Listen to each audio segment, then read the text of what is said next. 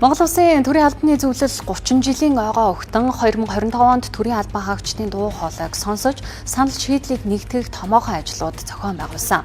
Тэгвэл өнөөдөр төрийн албаны өдрөөр эдгээр ажлаа дүгнэж цаашдын хөгжлөө тодорхойлох төрийн албан хаагчдын үндэсний чуулган боллоо. Чуулганд яам агентлаг, аймаг сумдын төлөөлөл 800 төрийн албан хаагч оролцсон байна.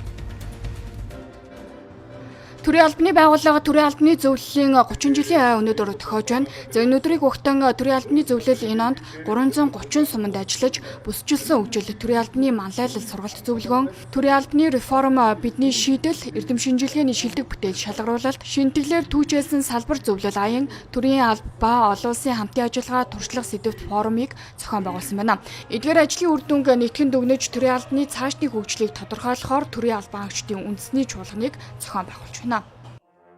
Олон гоё санаа шийдлүүд гаргасан. Төрийн албаны хөгжлийг илүү сайн болгохын төлөө үр дүн, бүтээмж, чанарыг сайжруулахын төлөө төрийн албан хаагчдын гаргаж байгаа санаачлагыг дэмжиж, улсын хурал, засгийн газар болон холбогдох төрийн байгууллагуудад уламжлах буюу тэрийг шийдвэрлэхийн төлөө төрийн албаны зөвлөл ажиллана. Энэ чуулганы үйл ажиллагаа бол цаашдаа Монголын төрийн албыг одоо илүү үр ашигтай болгох, Монголын төрийн албаны одоо уламжлал шинтгэлийг зөв хослуулах энэ чиглэлд бол одоо шийдэл гаргасан ийм үр дүнд хүрнэ гэдэгт бол эргэлзэхгүй. Энэ болгоны хичээл зүтгэл энэ төрийн албыг чанартай, төрийн албыг одоо өндөрлөх.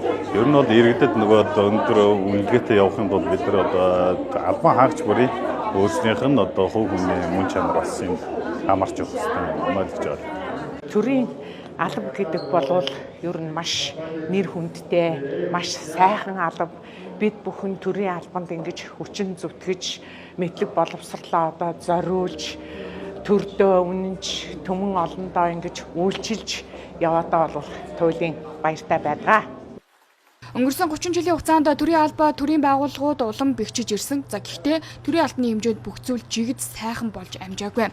За илүү бат бэх болохын тулд төрийн албаны шинтгэлийг парламент, засгийн газар төрийн албаны зөвлөлөөс эхлүүлээд байгаа. За үүнтэй холбоотойгоор шинэ засгийн газар бүтээмжтэй төрийг төлөвшүүлэх шинтгэлийг зарлажээ.